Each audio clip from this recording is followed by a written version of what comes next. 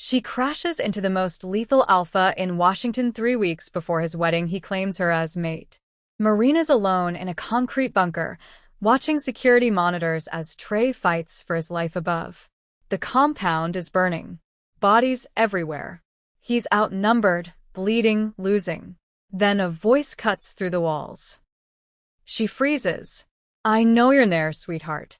Trey's precious little mate, locked away like a princess in a tower. "Come out, princess. I won't hurt you," as he sharpens his knife. Pause. We would love to know, where in the United States are you watching from? Texas? Florida? Philadelphia? Miami? Drop a comment below and let us know your city or state. If you're enjoying werewolf stories packed with alpha chaos, fated mates drama, and romance that'll wreck your emotions, be sure to smash that like button, subscribe to Gracie Werewolf Story Bank, turn on the notification bell, and share this with someone who needs a story that'll make them forget their problems for the next hour. Keep calm, because it's about to get super interesting. Now, back to Marina's nightmare. It's a Tuesday morning in Georgetown, Washington, D.C. I'm working my third shift this week at Howl and Grind, this ridiculously overpriced coffee shop where politicians' assistants pay $9 for oat milk lattes. The owner thought it'd be quirky and Instagram-worthy if the baristas delivered drinks on roller skates. Spoiler alert, it's neither. It's a lawsuit waiting to happen, and I'm the idiot who agreed to it because rent in this city is basically financial extortion. I'm gliding, well, wobbling, toward table 12, trying not to spill a quart d'eau on someone's $5,000 handbag, when the front door slams open so hard the little bell above it flies off and hits someone's MacBook. Every head in the cafe turns. Every conversation dies mid-sentence. And that's when he walks in. I don't know his name yet. All I know is that this man doesn't belong in a coffee shop. He belongs in a cologne ad. Or a crime drama. Or possibly a federal watch list. Charcoal suit that fits him like it was stitched directly onto his body. Dark hair styled in that deliberate mess that screams, "I woke up like this," but definitely cost $200 to achieve. And these eyes, steel gray, cold, predatory, that sweep the room like he's cataloging threats, exits, and weaknesses in under 3 seconds. He's gorgeous in that dangerous, "I definitely have a weapons permit and know how to use it" kind of way. And he's staring directly at me. Not at the coffee. Not at the menu board. Not at the ridiculously photogenic latte art that our Instagram account won't shut up about. At me. My stomach does this weird flip twist thing that I'm absolutely not prepared to analyze right now. I try to look away, but I can't. It's like his gaze has weight, gravity, and it's pulling me toward him even though I'm standing completely still. Then his expression shifts. Just barely. His jaw tightens. His nostrils flare like he's catching a scent. And something flashes across his face. Surprise, recognition, maybe panic, before it disappears behind that cold, controlled mask. I should move. I should finish delivering these drinks. I should do literally anything other than stand here frozen like a deer in headlights while wearing ridiculous roller skates and a coffee-stained apron. But before I can process what's happening, my left skate hits a wet spot on the floor. Some genius spilled oat milk earlier and nobody cleaned it up properly. And physics kicks in with brutal efficiency. I'm airborne for half a second. Tray flying. 6 espresso shots launching into the air like caffeinated missiles. My arms windmilling uselessly. Time slows down in that horrible way it does right before you're about to humiliate yourself in public. I crash directly into his chest. His very solid, very unmoving, this man is made of concrete and violence chest. The impact should have knocked him backward. Should have sent both of us sprawling onto the floor in a tangle of limbs and embarrassment. But the man doesn't even flinch. He catches me with one arm, like I weigh absolutely nothing, steadies the tray with the other hand, and sets me upright like he just caught a falling book instead of a full-grown woman on wheels. Meanwhile, I'm drenched in espresso. My hair is dripping. My dignity is somewhere near the pastry display, probably filing for divorce. And the entire cafe is filming this on their phones because of course they are. "Careful," he says. His voice is low, rough, like gravel wrapped in velvet and dipped in whiskey. It does things to my nervous system that I'm absolutely not equipped to handle before noon. I look up at him, way up, because this man is tall, and for a split second, something flickers in those cold gray eyes. Something wild, feral. Something that makes my stomach flip and my pulse spike like I just got caught doing something I shouldn't. His hand is still on my arm. Steady. Warm. And I can feel my heartbeat in places I didn't know had pulses. Then he leans in close enough that I can smell him. Cedar and leather and something darker, something primal that my brain can't identify, but my body recognizes on some instinctive level that makes my mouth go dry. His lips are inches from my ear when he whispers, "You need to leave. Right now." The words are so quiet, I almost don't hear them, over the blood rushing in my ears. Excuse me? I'm still trying to remember how to breathe like a normal human being. 3 men just walked in. They're not here for coffee. His jaw clenches, and I watch a muscle jump in his cheek. When I move, you run. Do you understand me? I want to argue. I want to ask what the hell he's talking about. But something in his tone, the absolute authority, the barely controlled violence simmering underneath, makes me glance toward the door. 3 guys in black tactical gear are standing just inside the entrance. They're not looking at the menu. They're not waiting in line. They're scanning the room with the kind of focus that screams federal agents or hired killers, and I cannot for the life of me figure out which option is worse. One of them locks eyes with the man holding me, and I swear I see his hand move toward his waistband.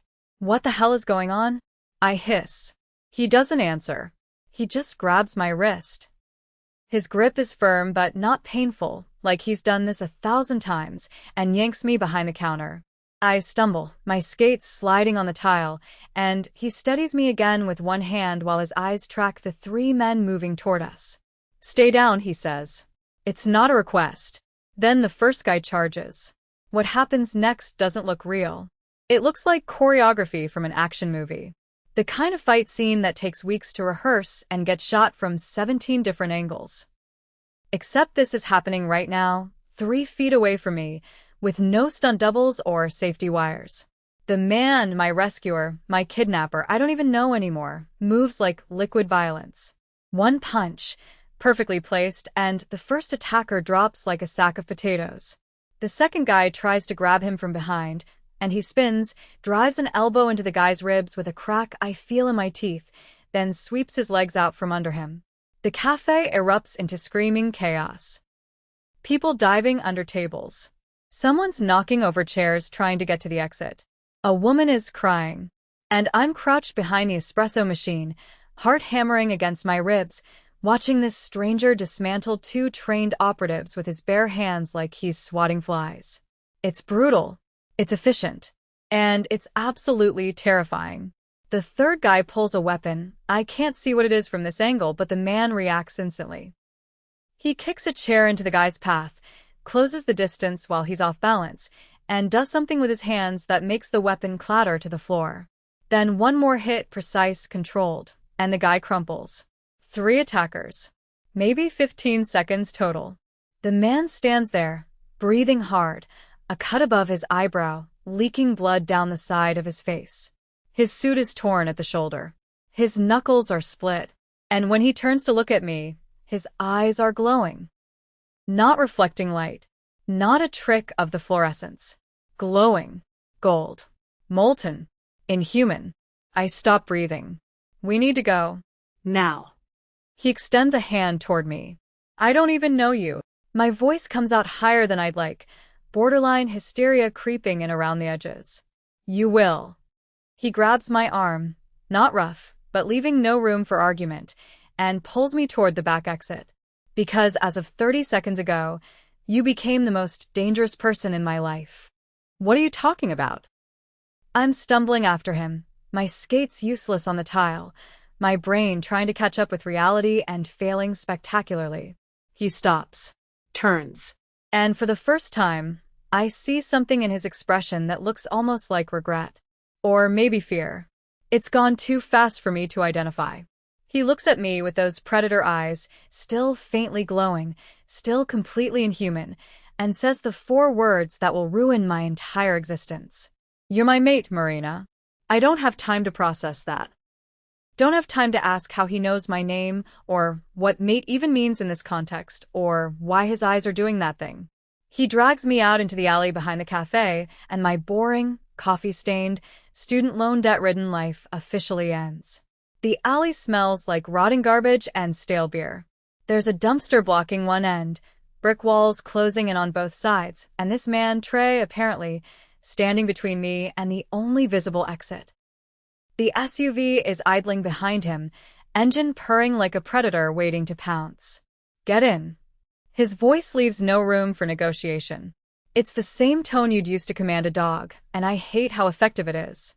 Absolutely not. I plant my roller skates.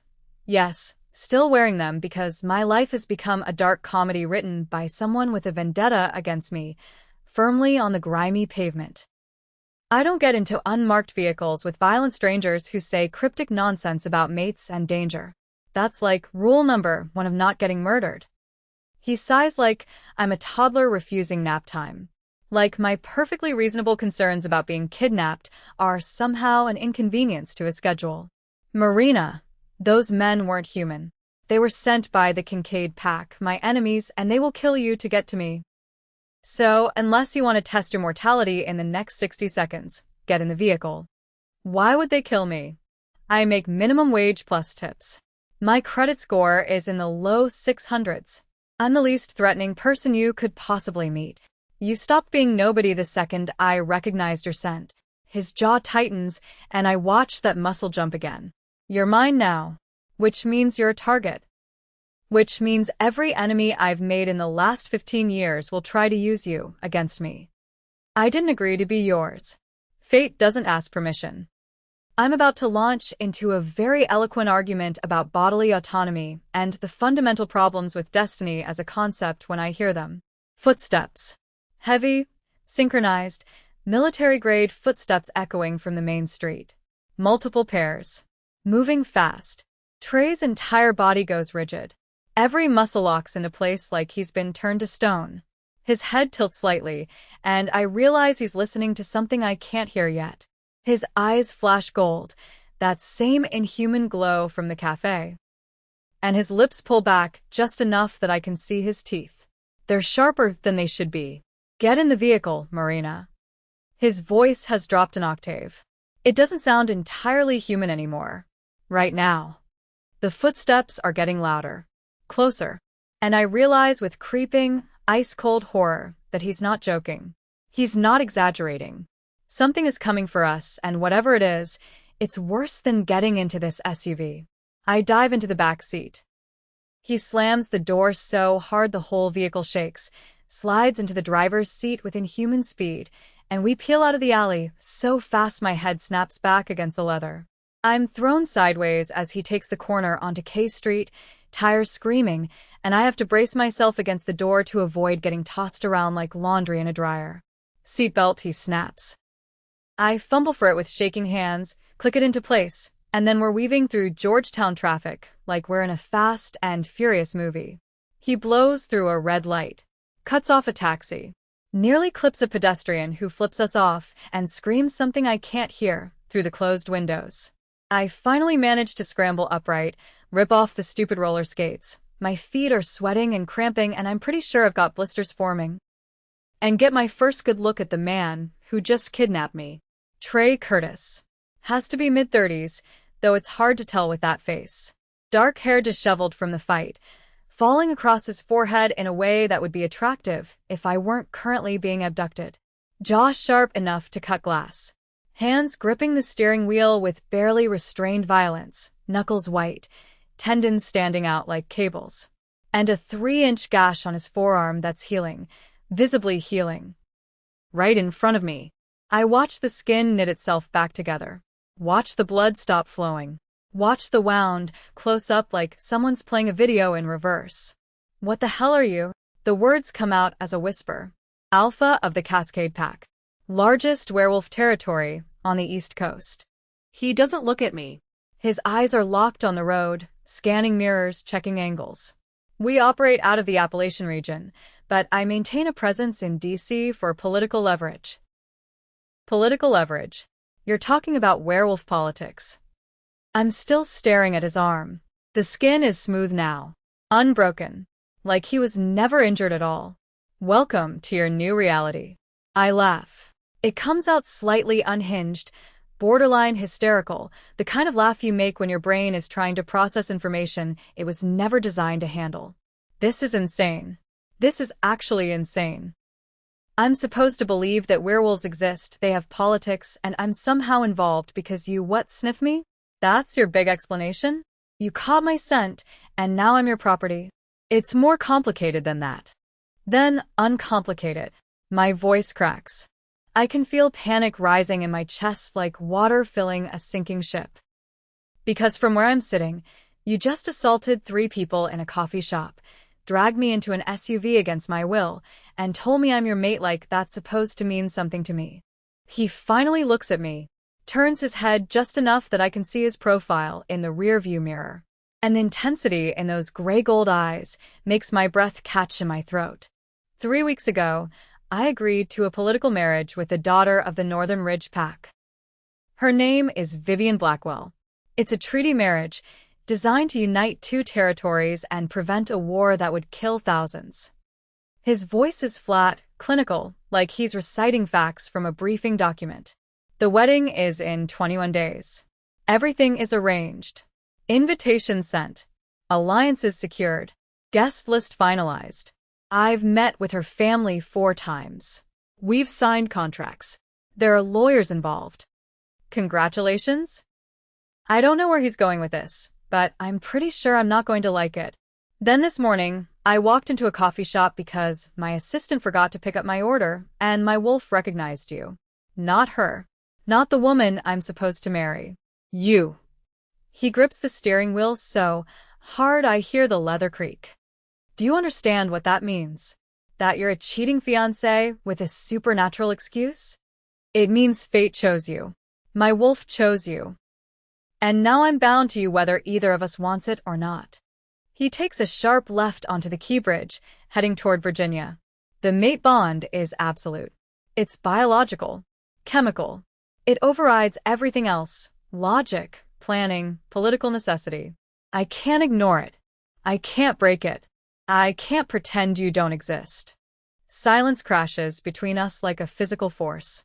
The only sound is the engine, the tires on pavement, my heartbeat thundering in my ears. So, what happens now? My voice is smaller than I'd like. Weaker.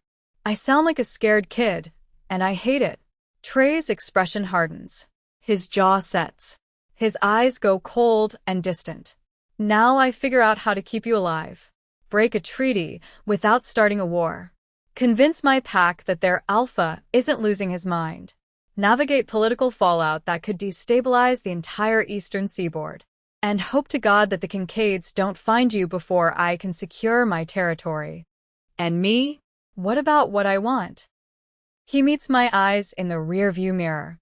Holds my gaze for 3 seconds that feel like 3 hours. You don't get a choice, Marina. Neither do I. The SUV speeds across the bridge, leaving DC behind, heading toward Virginia and the mountains beyond. I watch the city's skyline shrink in the side mirror. Watch my normal life disappear behind me. And I realize with sick, dawning certainty that I've just been pulled into a world where free will is a myth, monsters are real, and the man in the driver's seat might be the most dangerous thing I've ever encountered. My phone buzzes in my apron pocket. I pull it out. 17 missed calls. 32 texts. My boss, my roommate, my best friend Kelsey, who's probably freaking out after seeing the cafe incident all over social media. I start to dial 911. Trey's hand shoots out, plucks the phone from my fingers with reflexes that shouldn't be possible, and tosses it out the window. I watch it tumble through the air and shatter on the pavement. Hey, that was a $400 phone. I'll buy you a new one. One that isn't tracked. He doesn't even glance at me. The Kincaids have connections in law enforcement. They'll use your phone to find you. Can't let that happen. You just destroyed my property. I just saved your life. You're welcome. I sink back into the leather seat, shaking with rage and fear and adrenaline crash. We're on Route 66 now, heading west, leaving the city behind. Trees start to replace buildings. The sky opens up. And I realize I have no idea where he's taking me. No phone. No way to contact anyone. No way to tell anyone where I am. I'm completely at his mercy. And mercy, I'm starting to suspect, is not something Trey Curtis has in abundant supply. We've been driving for 2 hours when the landscape starts to change. The highway gives way to mountain roads. Pavement becomes gravel. Trees press in from both sides, thick, ancient oaks and pines that block out the sun. The GPS on the dashboard stopped working 20 minutes ago, and I'm starting to understand that wherever we're going, it doesn't exist on any map. Then we round a curve, and I see it. Trey's compound is a sprawling estate carved into the Blue Ridge Mountains like someone took a medieval fortress and gave it a modern renovation budget. High stone walls, 12 feet at least, topped with what looks like reinforced steel. Wrought iron gates that slide open silently as we approach. Armed guards in tactical gear flanking the entrance, watching our vehicle with the kind of focus that says they'd shoot first and ask questions never. This isn't a home. It's a military installation disguised as luxury real estate. We pass through the gates, and the road opens up into manicured grounds that belong in a magazine spread. Massive main house built from stone and timber, all sharp angles and floor-to-ceiling windows. Smaller buildings scattered across the property. Guest houses, maybe, or barracks. A training facility that I can see through the trees, complete with obstacle courses, and what looks like a shooting range. There are people everywhere. Men and women moving with purpose, some in tactical gear, others in normal clothes. All of them stop what they're doing when we drive past. All of them stare. At me. Trey parks in front of the main house, kills the engine, and sits there for a moment. His hands are still gripping the steering wheel. His jaw is clenched, so tight, I can see the muscle jumping. "Welcome to hell," I mutter. He turns to look at me, and for the first time since this nightmare started, I see something almost human in his eyes. Uncertainty. Conflict. Like he's not entirely sure he made the right call bringing me here. "Welcome home," he says instead. 2 guards open my door before I can respond. They don't touch me, but they don't need to.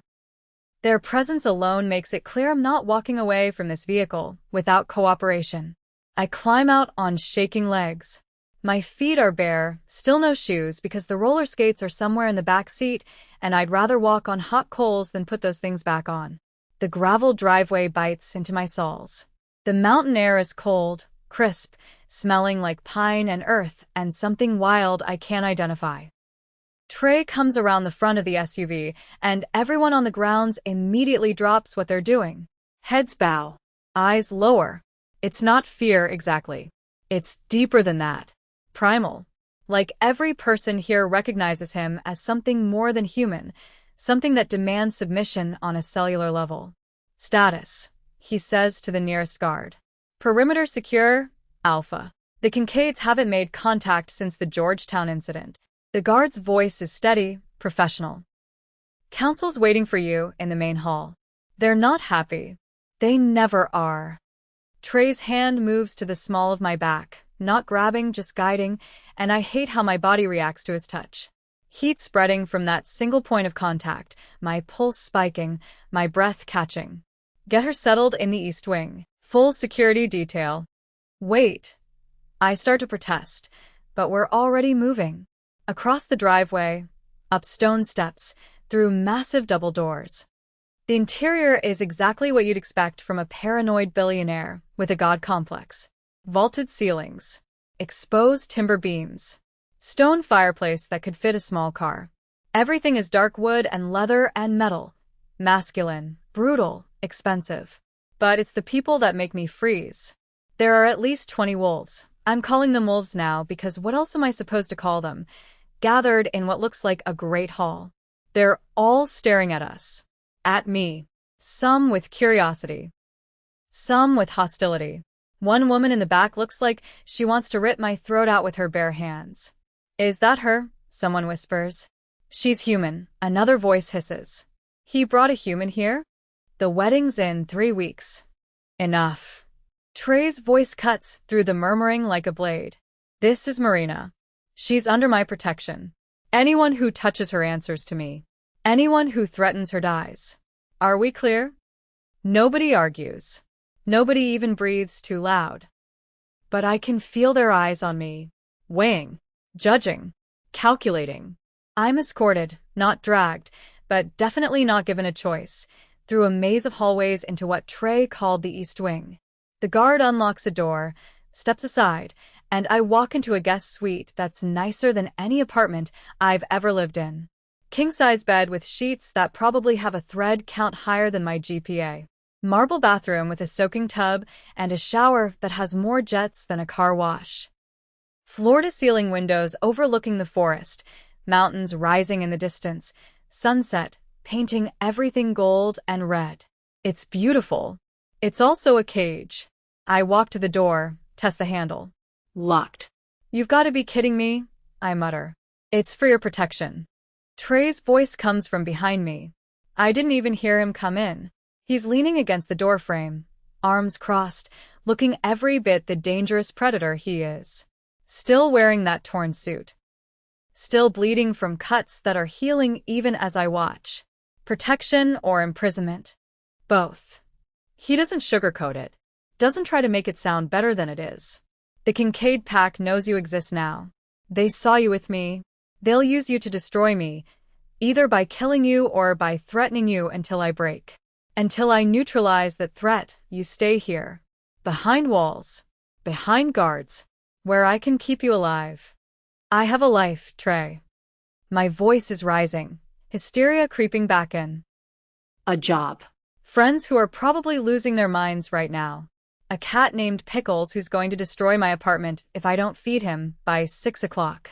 Your neighbor will handle it. Mrs. Chun, apartment 4B. I've already made arrangements. I spin around so fast, I almost lose my balance. You've what? Your rent's paid for the next 6 months. Direct deposit to your landlord. Your boss at Howell and Grind received a call from a family lawyer explaining that you're dealing with a sudden family emergency and won't be available for the foreseeable future. Your phone's been replaced. It's on the nightstand, fully functional, but all communications are monitored for security purposes. You've controlled my entire life in 6 hours. Yes. The casual admission is somehow worse than if he'd lied. Worse than if he'd tried to justify it or explain it away. He just states it like a fact. Like my autonomy is a variable he's allowed to adjust. Why? My voice cracks and I hate it. I hate that I sound weak. Scared. Broken. Why me? Why is fate this cruel? I was nobody. I was safe. I was boring. And now I'm this.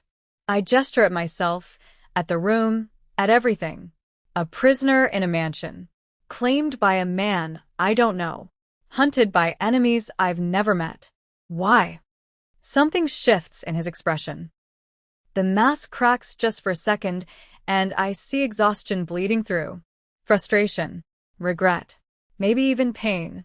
I don't know, he says quietly. His voice has lost that commanding edge. He sounds human again. Vulnerable.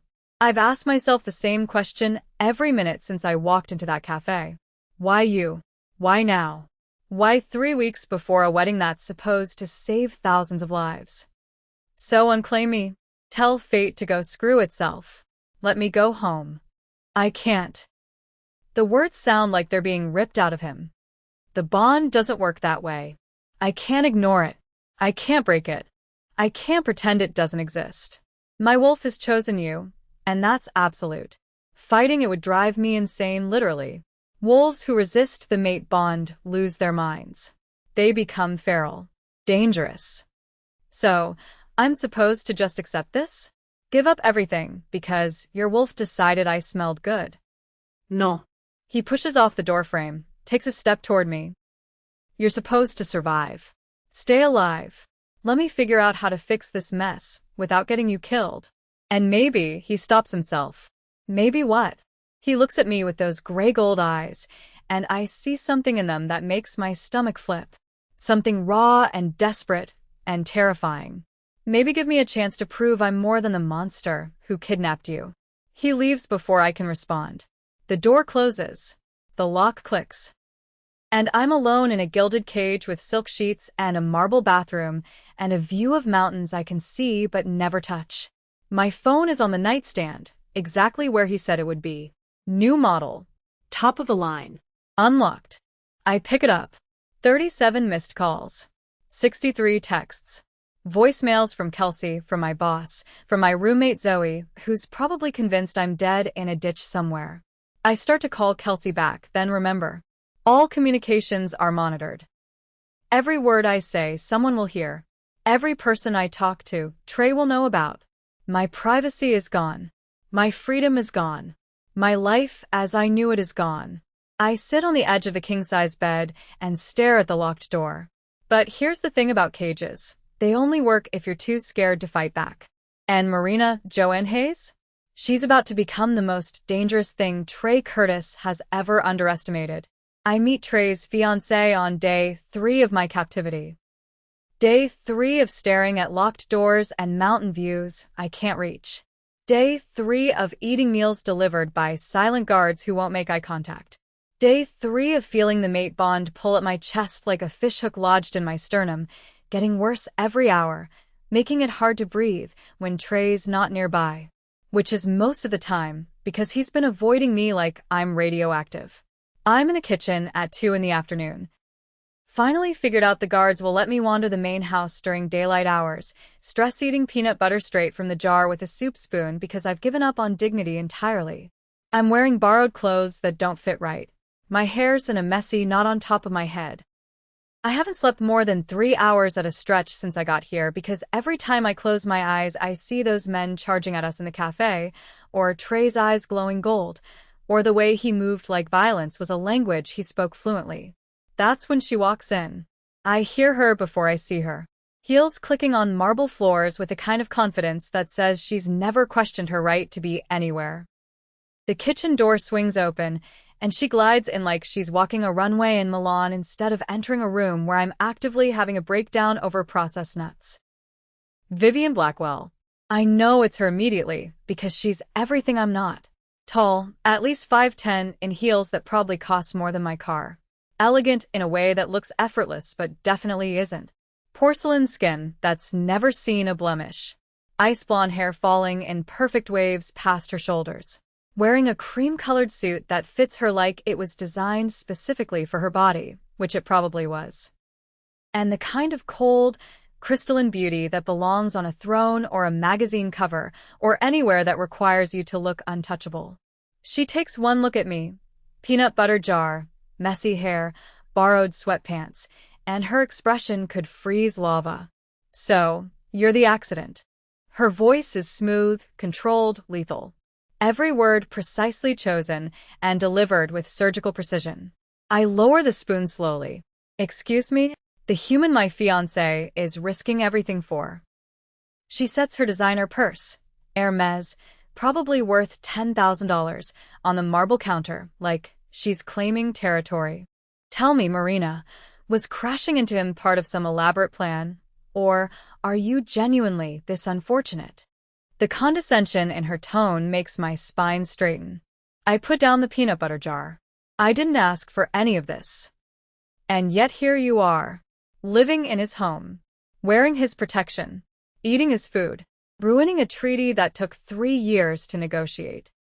Her eyes, pale blue, cold as winter, bore into mine. Do you have any idea what happens if this wedding doesn't occur? I'm guessing bad things. Va.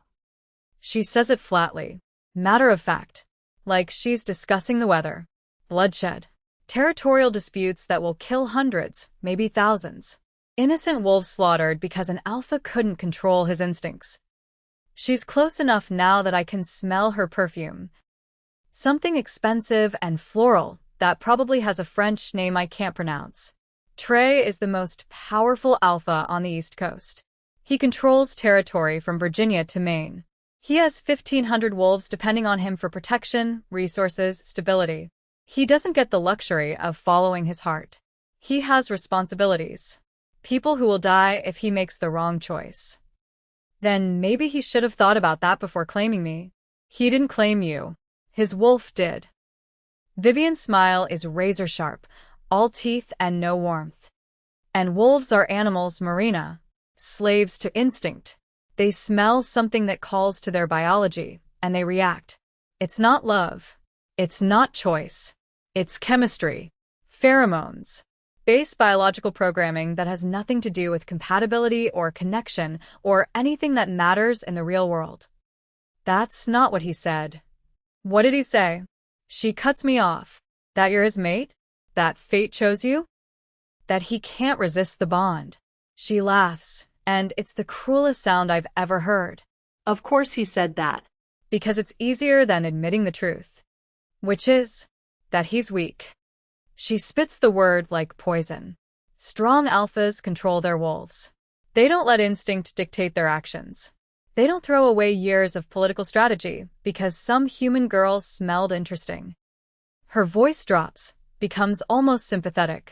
Almost. You're not special, Marina. You're not chosen. You're an inconvenience. A biological accident that he'll get over the moment his wolf realizes you're not worth the cost. Each word lands like a punch. I want to argue, want to defend myself. But I can't because part of me, a growing, insidious part, thinks she might be right. Trey is a leader, Vivian continues. And leaders make sacrifices. They put their people first. They put their pack. Their responsibilities. Not some girl they met 3 days ago. She picks up her purse, adjusts the strap on her shoulder. He'll marry me in 18 days. The treaty will be signed. The alliance will hold. And you'll go back to your normal life with a story nobody will ever believe. She heads for the door, heels clicking, and I should let her leave. Should let this conversation end. But my mouth opens before my brain can stop it. If you believe that, why are you here? She pauses, turns. And for the first time, I see something crack in that perfect facade. Something human underneath all that ice. Because I needed to see you, she says quietly. Needed to understand what could possibly be worth throwing away, everything we've built. Her eyes scan me from head to toe, taking in my messy hair, my borrowed clothes, my bare feet on cold marble. And now I have my answer. Which is, you're nothing. She says it without malice. Just cold, clinical observation. You're ordinary. Forgettable. The kind of person who disappears into a crowd. And that terrifies me more than if you were special. I don't understand. If you were extraordinary, beautiful, powerful, exceptional in some way, I could compete with that. I could understand why he'd risk everything. Her voice hardens again. But you're not. Which means this isn't about you at all. It's about him. About what you represent. And I can't fight a symbol, Marina. I can't compete with whatever fantasy his wolf has built around you. She walks out before I can respond, leaving me alone in the kitchen with peanut butter and confusion and the horrible, creeping certainty that she's right. I'm not special. I'm not chosen. I'm just unlucky. I'm a barista who makes minimum wage and has student loan debt and can't keep a houseplant alive. Nothing. The kind of person who doesn't change lives or shake foundations or inspire werewolf alphas to destroy political alliances. So, why am I here? I hear footsteps in the hallway, different from Vivian's clicking heels. Heavier. Male. And my traitorous body reacts before my brain catches up, pulse spiking, breath catching, that horrible pull in my chest intensifying. Trey appears in the doorway. He looks worse than he did 3 days ago. Dark circles under his eyes. Jaw covered in stubble. Still wearing the same clothes from this morning, which means he probably hasn't slept.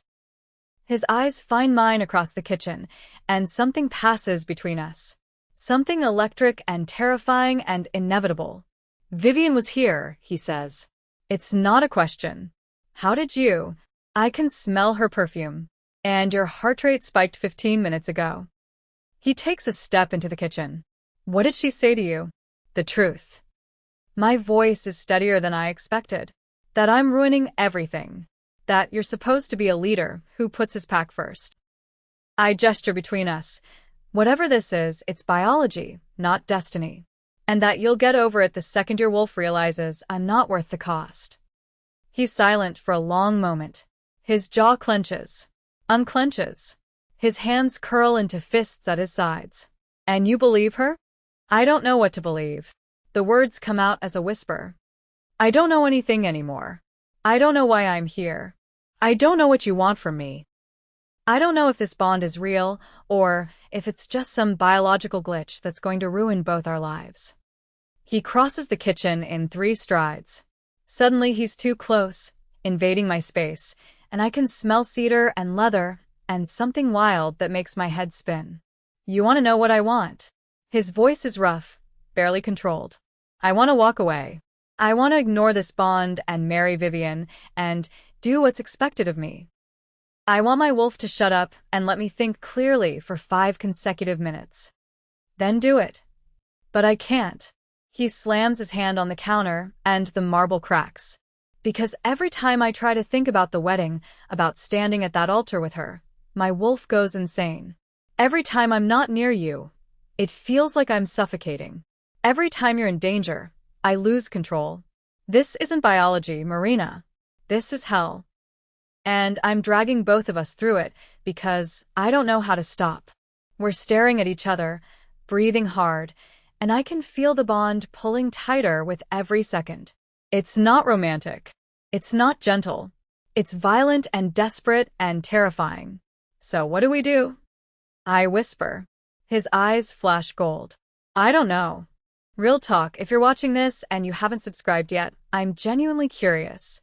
Why? Drop a comment below and tell me what's stopping you. Is it commitment issues? Are you afraid of good content? Are you secretly a cat person who hates wolves?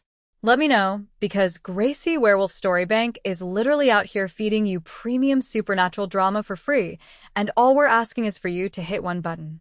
Also, drop the country you're watching from. I want to see how global this pack is getting. Anyway, back to Marina's emotional destruction. Because what neither of them knows is that Vivian Blackwell doesn't give up power without a fight. And Marina's about to learn that in the world of wolves, the most dangerous enemy isn't always the one you can see coming. By week 2, I can feel Trey even when he's not in the room. I know when he's angry. My chest tightens, my pulse spikes. Rage that isn't mine floods my system. I know when he's stressed. My shoulders knot up. My jaw clenches. Anxiety crawls under my skin like insects. I know when he's in pain. Phantom aches bloom across my ribs, my knuckles, places where he's been hit during training sessions I'm not even present for. I wake up at 3 in the morning drenched in sweat because his nightmares bleed into my dreams. I see things I shouldn't see. Battlefields, blood-soaked ground, wolves tearing each other apart. I hear screaming. I smell smoke and copper and death. And when I jolt awake, gasping, the bond tells me exactly where he is. 3rd floor, West Wing. His bedroom. Also awake. Also suffering. And the worst part? The absolute worst part that I can't admit to anyone, barely want to admit to myself? The pull. This constant, gnawing ache that makes me want to find him, be near him, even though I barely know him and definitely don't trust him. It's not a gentle suggestion. It's not a preference. It's a need that lives in my bones, in my blood, demanding I go to him, come for him, touch him.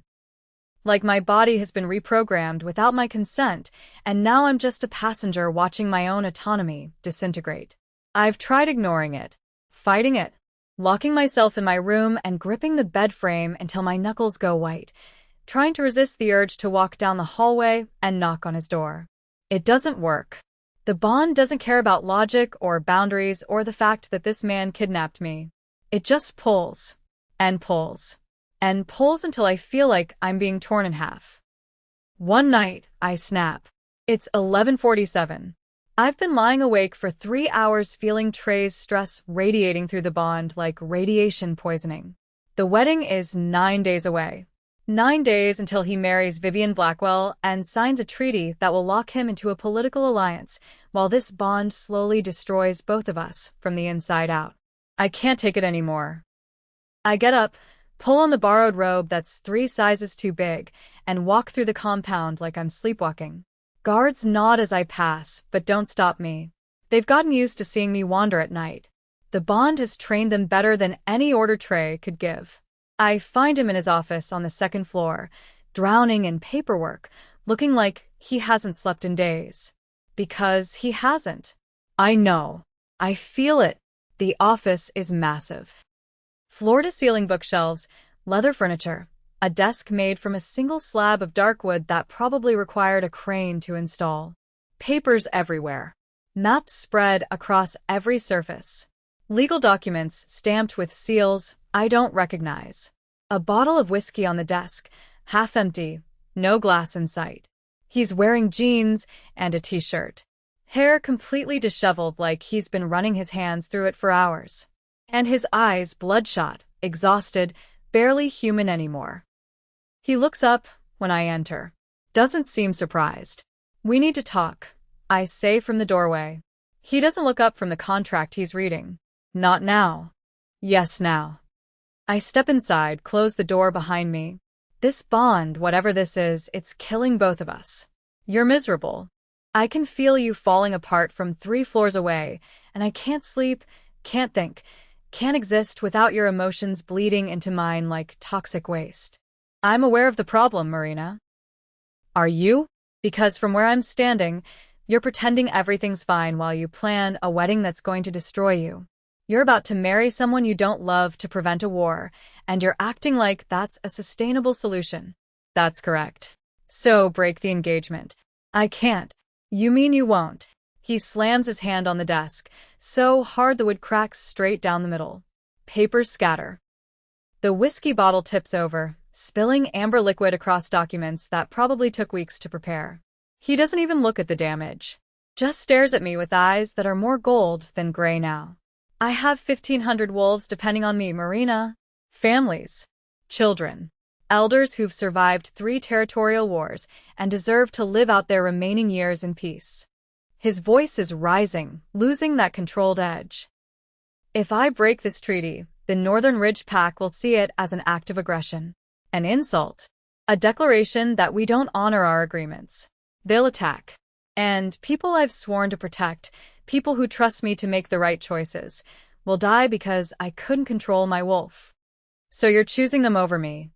I'm choosing survival over selfishness. And what about my choice? My voice breaks, and I hate it. Hate that I sound weak. Vulnerable. I didn't ask to be your mate. I didn't ask to feel everything you feel every second of every day. I didn't ask to have my life hijacked by supernatural politics and mate bonds and responsibility for a war I don't even understand. You think I wanted this? He stands so abruptly his chair crashes backward. Suddenly he's too close, crossing the office in 3 strides, and I can feel the heat radiating off him. His eyes are fully gold now, wolf staring at me through human features. You think I wanted to find you 3 weeks before a wedding that's supposed to save my pack? You think I wanted to feel this need, every second of every day, knowing I can't act on it? Knowing that if I do, everything I've built collapses? Then reject me. The words come out as a whisper. I'm backing up until my spine hits the bookshelf. If the bond is the problem, break it. Reject me. Set me free. Let me go back to my normal life where I don't feel your nightmares and your rage and your guilt eating me alive. It doesn't work that way. Why not? Because rejection kills. He slams his hand against the bookshelf beside my head, and I flinch. A wolf who rejects their true mate doesn't just lose the bond. They lose their mind. Their wolf goes feral. They become a danger to everyone around them. I've seen it happen. Watched alphas stronger than me devolve into rabid animals because they tried to fight fate. So we're trapped. Yes. And there's no way out. Not one that doesn't end in blood. We're inches apart now, breathing hard, and I can feel the bond screaming between us. Demanding. Insistent. My hands are shaking. His are clenched into fists. And I can see him fighting it, fighting the urge to close the distance, to touch me, to give in to what the bond wants. Then what do we do? I whisper. He stares at me with those predator eyes, and for the first time, I see the real Trey Curtis. Not the alpha who commands armies. Not the politician who negotiates treaties. Not the controlled, calculated leader who always has a plan. Just a man. Trapped. Desperate. Breaking. I don't know, he admits. His voice is raw, stripped of all pretense. I've spent 2 weeks trying to figure out a solution. 2 weeks reading every treaty, every law, every precedent. I've talked to pack historians. I've looked for loopholes, exceptions, any possible way to honor the alliance without marrying Vivian. And there's nothing. Every path leads to war or madness or your death. My death. If I marry her, the bond will deteriorate. It'll drive my wolf insane with the need to be with you while I'm legally bound to someone else. Eventually, I'll lose control. And when that happens, he stops. Swallows hard. When that happens, my wolf will try to eliminate the obstacle. It'll see Vivian as the threat keeping us apart. And I'll kill her, Marina. I'll murder my own wife because I can't control my instincts. The weight of that confession hangs between us like smoke. But if you don't marry her, the Northern Ridge pack attacks. We go to war, and the Kincaids use the chaos to move on our territory. They'll target you specifically because you're my weakness. They'll torture you, kill you slowly, make me watch while my pack burns. His hand is still pressed against the bookshelf beside my head, knuckles white. So, tell me, Marina, which nightmare should I choose? I don't have an answer. Then the alarms go off. Not the quiet beeping of a security system. Loud, blaring klaxons that make my ears ring. Red emergency lights start strobing. And through the windows, I see the compound explode into chaos. Gunfire erupts outside. Wolves howling. Dozens of them, maybe hundreds. Glass shattering. Screaming. Trey's entire body goes rigid. Every muscle locks. His eyes flash pure gold. And when he speaks, his voice is barely human. They're here. Who? The Kincaids. He grabs my arm, not gentle, pure survival instinct, and yanks me toward the door. They're not here to negotiate. The compound is under attack. And Marina's about to learn that in the world of werewolves, there's no such thing as sanctuary. There's only survival. And the people willing to die to protect what's theirs. Chaos. That's the only word for what's happening. The office explodes into motion the second the alarms hit. Trey's on his radio before I can even process what's happening, barking orders in a voice I've never heard him use. Pure command, no hesitation, the kind of authority that makes grown men move without question. North perimeter breach. I want shooters on the wall in 30 seconds. Get the families to the safe house. Lock it down. Nobody gets in or out without my authorization. He grabs my arm with his free hand, already pulling me toward a bookshelf on the far wall. If they've got silver rounds, put them down fast. Trey, what's? He doesn't answer. Just presses something on the bookshelf and the entire section swings inward, revealing a narrow staircase descending into darkness. Emergency lighting flickers on automatically, dim red bulbs that barely illuminate concrete steps leading down into what looks like a bunker. Get down there. Now. He shoves me toward the opening. I'm not leaving you. You don't have a choice. He's already moving, grabbing weapons from a hidden panel in the wall. Guns, knives, something that looks like a tactical vest. His movements are efficient, practiced, like he's done this 1,000 times. They're here for you, Marina. The Kincaids didn't come here to negotiate territory or settle old grudges. They came here to take my mate and use you to destroy me. Outside, the gunfire intensifies. I hear glass shattering, wolves howling, dozens of them, maybe hundreds, the sound raising every hair on my body. Screaming, human and not human. The smell of smoke drifts through the broken window. Go. He practically throws me down the stairs. I stumble, catch myself on the railing, and descend into what turns out to be a panic room straight out of a doomsday prepper's fever dream. Concrete walls at least 2 feet thick. Reinforced steel door that looks like it belongs on a bank vault. Shelves stocked with supplies, water, rations, medical equipment, ammunition. A cot in the corner. A small bathroom behind a privacy screen. Radio equipment. Monitors showing security feeds from around the compound. And on those monitors, I watch the compound turn into a war zone. Armed men, wolves, Kincaids has to be pouring through breaches in the wall. Trey's pack defending, some in human form with weapons, others shifted into massive wolves with fur the color of smoke and shadow. Blood on the ground. Bodies falling. Explosions lighting up the night. Trey comes down the stairs, secures the door behind him with a series of locks that sound like prison bars slamming shut. He's breathing hard, coordinating his pack's defense through the radio clipped to his vest while simultaneously checking weapons and loading magazines with the kind of muscle memory that comes from decades of warfare. Stay here. Do not open this door for anyone except me. His eyes are full wolf now. Glowing gold, pupils blown so wide there's barely any gray left. You hear me, Marina? I don't care who's knocking. I don't care what they say. This door stays locked. What about you? I'm ending this. He chambers around in a Glock, tucks it into his waistband, grabs 2 more. The Kincaids have been trying to take my territory for 5 years. They've hit supply lines, killed scouts, harassed border towns. But they've never been stupid enough to attack the compound directly. Never been bold enough to bring a war to my doorstep. So why now? He looks at me, and I see it in his eyes. The answer, he doesn't want to say out loud. Because now they have a reason. Now, they have leverage. You. The word hits like a punch to the stomach. Don't. He crosses the room in 2 strides, cups my face with both hands. His palms are warm, calloused, shaking slightly with adrenaline or rage or fear. This isn't your fault. You didn't ask for this. You didn't choose to be my mate. But you are, and that means I protect you. No matter what it costs. You're going to get yourself killed. Maybe. He leans in, presses his forehead against mine for just a second.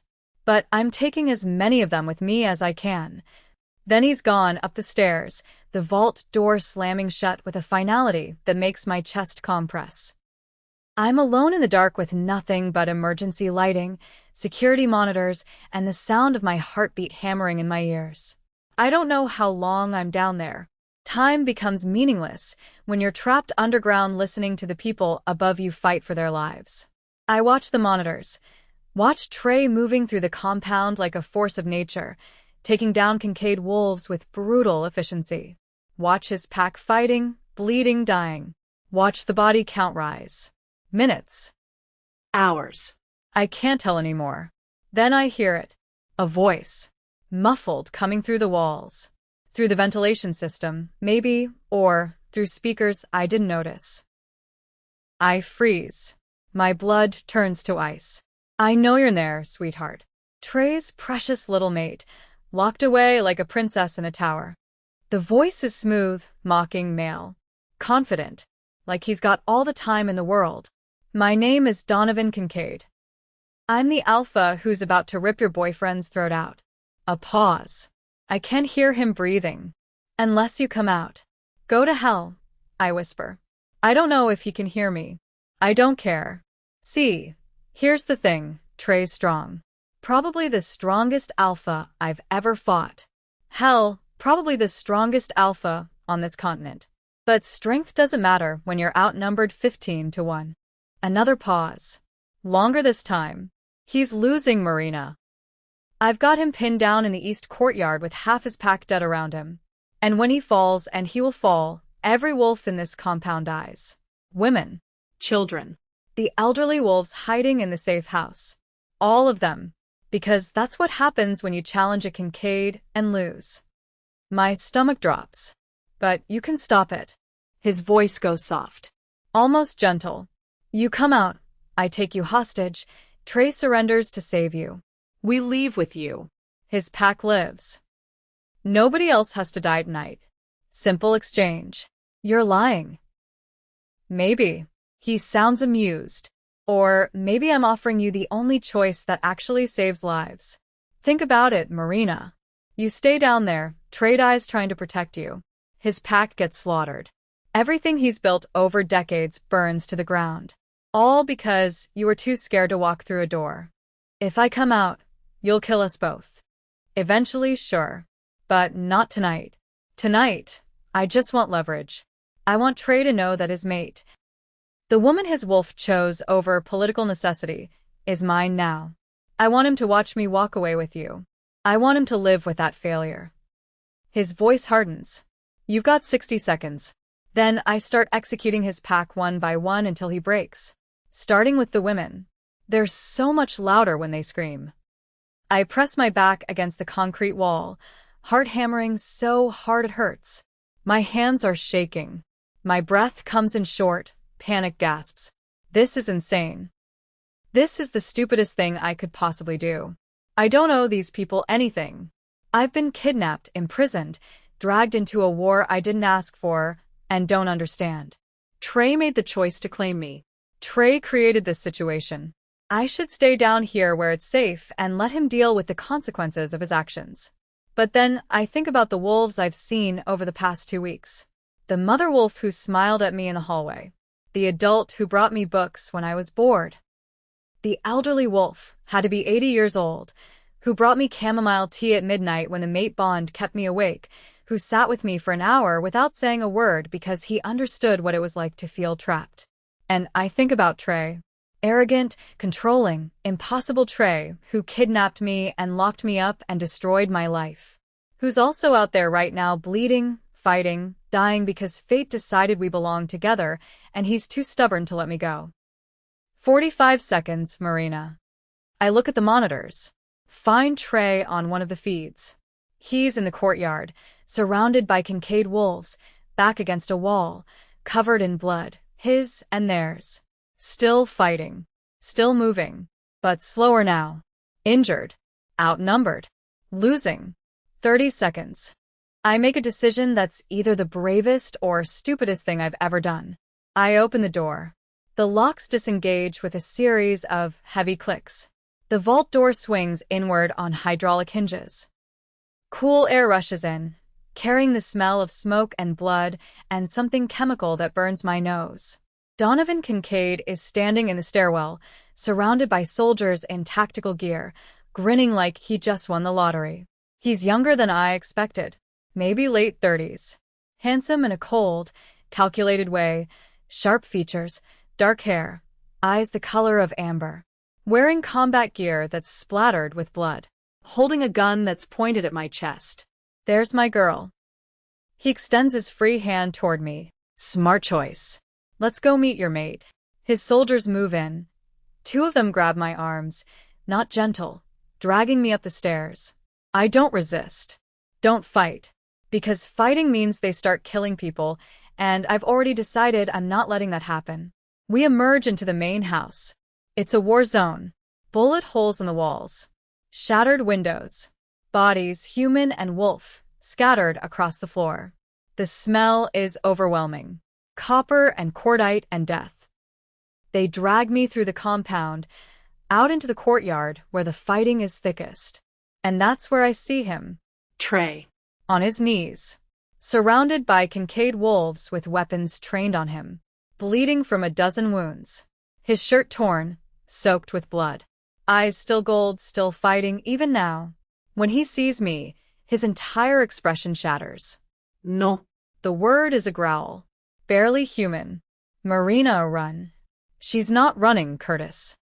Donovan yanks me forward, presses a silver blade against my throat. I feel it burn, smell my own skin cooking. She's the reason you're going to surrender. And Marina realizes she just made either the bravest or stupidest decision of her life. But there's no taking it back now. Let her go. Trey tries to stand, and 3 guns cock simultaneously.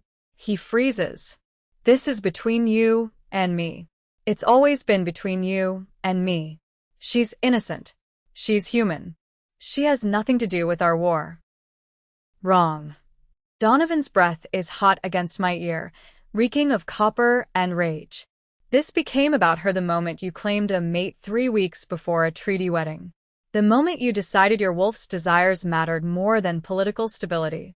His smile is vicious. I can feel it against my cheek. You broke the rules, Trey. You destabilized the entire eastern seaboard because you couldn't control your instincts. Now everyone pays. I'll do whatever you want. Just don't hurt her. But I want more than your cooperation. I want more than your submission. He tightens his grip, and I bite back a scream as the silver digs deeper. I want your territory, your pack, your resources, everything you've built over 3 decades. The Cascade lands become Kincaid property. Your wolves swear loyalty to me. You step down as alpha and live out whatever's left of your pathetic life, knowing you lost everything. Trey doesn't hesitate, doesn't negotiate. Take it. Take all of it. Just let her go. Trey, no. I try to speak, but Donovan's hand clamps over my mouth. Surrender the Cascade lands, or I kill her right here. The blade presses harder. I feel blood running down my neck, soaking into my borrowed shirt. I'll make it slow. Make you watch. Then I'll kill your pack anyway, just to make sure the message is clear. Trey's eyes meet mine across the courtyard. And in that moment, I see everything he hasn't said. The guilt that's been eating him alive since Georgetown. The rage at fate for putting us in this impossible situation. The desperation of a man watching his world burn. The love he's been fighting since the second we met, because admitting it would make it real, would make it hurt more when he loses. Don't, I whisper against Donovan's palm. The word comes out muffled, barely audible. Don't give up everything for me. I can't lose you. Trey's voice breaks. Actually breaks. This man who commands armies, who faces down enemies without flinching, sounds like he's being torn apart. You don't even know me. I know enough. His hands are shaking. I can see them trembling at his sides, claws starting to emerge, wolf fighting for control. I know you're brave. I know you're stubborn. I know you came out of that panic room to save people you barely know. I know fate chose you for a reason, and I'm not letting you die before I figure out what that reason is. Donovan laughs. How touching. But time's up, Curtis. What's it going to be? Your pack or your mate? Choose fast, because my arm's getting tired and this blade's getting restless. Trey closes his eyes. Takes a breath. And when he opens them again, the gold is gone. Just gray. Human. Defeated. I surrender. And I make my choice. I slam my head backward into Donovan's face with every ounce of strength I have. Feel his nose crunch, cartilage breaking, blood erupting. His grip loosens just enough.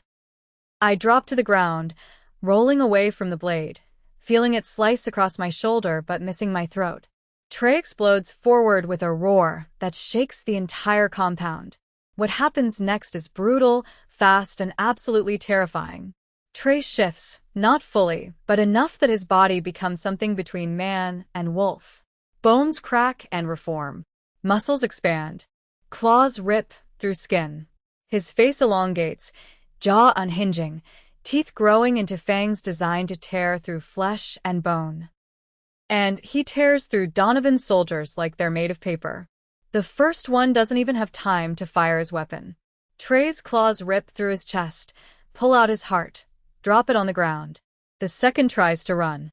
Gets 3 steps before Trey catches him, breaks his spine with one hand. The third, fourth, fifth, they try to coordinate, try to use their numbers advantage. It doesn't matter. Trey moves like violence is a language he was born speaking. Every movement efficient, brutal, final. Bones snap. Blood sprays across stone and grass. Bodies drop. It's not a fight. It's not even a battle. It's a massacre. And when Trey finally reaches Donovan, who's scrambling backward, blood pouring from his broken nose, eyes wide with genuine terror for the first time, he stops. Just stands there, breathing hard, covered in blood and gore, looking at the alpha who threatened his mate. You threaten my mate, Trey growls. His voice is barely recognizable, half human, half something ancient and primal. In my territory. In front of my pack. Wait. Donovan holds up a hand. Wait, we can negotiate. I can. There is no waiting. Trey's claws rip across Donovan's throat. One clean movement. Surgical. Final. The Kincaid Alpha's eyes go wide. He tries to speak, but only blood comes out. Then he falls, hitting the ground with a wet thud that echoes across the silent courtyard. Silence crashes down like a physical force. The surviving Kincaid wolves, maybe 20 of them, the ones smart enough to realize when a fight is lost, drop their weapons. Some shift to wolf form, bare their throats in submission. Others just run, disappearing into the forest at a dead sprint. Trey's pack erupts into howls of victory, dozens of voices joining together in a sound that raises every hair on my body, that makes something ancient and instinctive in my DNA respond even though I'm human. And I'm standing in the middle of it all, covered in blood that isn't mine, watching the man who claimed me become something I don't fully understand. He crosses the courtyard slowly, shifts back to human with that same disturbing fluidity, bones cracking, muscles shrinking, face reforming until he's just a man again. Naked, covered in wounds that are already healing, eyes still more gold than gray. He pulls me against his chest without asking, without hesitation, and I should push him away. Should be horrified by what I just witnessed. Should be running for the hills. But I'm not. I'm holding on just as tight. You could have died, he whispers into my hair. His voice is hoarse, wrecked. That silver blade was 1 inch from your carotid artery. 1 inch, Marina. So could you. I can't do this. His arms tighten around me until it's almost painful. I can't marry her. I can't stand at that altar and make vows to someone else while you exist. I can't pretend this bond doesn't matter, that you don't matter. Even if it means war. Even if it costs me everything. Even if every wolf on this continent turns against me. I pull back just enough to look up at him. His face is streaked with blood and ash. His eyes are exhausted, desperate, searching mine for something I'm not sure I can give. Then don't, I whisper. Vivian Blackwell, turns out she's way smarter than anyone gave her credit for, including me, shows up at the compound 3 days after the siege with a team of lawyers, a revised treaty, and the kind of cold calculation that makes me understand why she was considered alpha material in the first place. She negotiates a new alliance. One that doesn't require a political marriage. One that actually addresses what both packs need instead of using a wedding as a band-aid for deeper territorial issues. Trade routes through Cascade lands in exchange for Northern Ridge resources. Shared defense protocols. Coordinated responses to external threats like the Kincaids. Economic partnerships that benefit both territories without requiring anyone to sacrifice their autonomy or their mate bond. It takes 6 weeks of negotiations. 6 weeks of tense meetings where I watch Vivian dismantle every objection with the precision of a surgeon and the ruthlessness of a chess grandmaster. 6 weeks where Trey learns that sometimes the strongest move isn't dominance, it's collaboration. She tells me later, over coffee at Howl and Grind. Yes, I went back because spite is absolutely my brand, and I refuse to let supernatural drama take away my favorite coffee shop, that she never wanted to marry Trey anyway. I wanted the alliance, she says, stirring her latte with the same controlled precision she brings to everything. I wanted my pack to have security, resources, political leverage. I didn't need a husband for that. I just needed everyone else to think I did. So, you are using the wedding as, what, a negotiating tactic? Obviously. She takes a sip, watches me over the rim of her cup. And once it became clear that Trey would have been a miserable husband. Distracted, resentful, probably homicidal within 6 months, I pivoted. Found a better solution. One where nobody has to sacrifice their happiness for politics.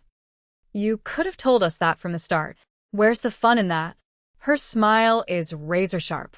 Besides, watching you two spiral into emotional chaos was far more entertaining than any wedding would have been. I want to be mad.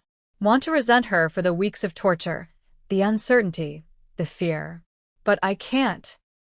Because she's right, and we both know it. You're far more entertaining than he deserves, she says, standing to leave. Try not to let him turn you into something you're not. He needs someone who'll challenge him, not worship him. Trust me, I say. Worship is not in my vocabulary. She laughs, genuine this time, not cold or calculated. Good. Keep it that way. As for me and Trey, it's complicated. The bond is real. The pull is real. I can still feel him from 3 floors away, still wake up when his nightmares bleed into mine, still get that horrible chest-tightening ache when we're apart too long. But we're taking it slow. Well, as slow as you can take a supernatural connection that makes you feel like you're missing a limb when you're apart for more than a few hours. He's teaching me about his world, about pack dynamics and territorial politics, and the kind of supernatural legislation that most humans don't even know exists. About how to defend myself, because after the Kincaid attack, he refuses to let me be vulnerable again. About what it means to be the mate of an alpha, which apparently comes with responsibilities I didn't sign up for, but am learning to navigate. And I'm teaching him that not everything can be solved with dominance and violence. That sometimes listening works better than commanding. That his pack doesn't need an untouchable leader. They need someone human enough to understand their struggles. That love isn't about possession, it's about choice. We fight. God, do we fight?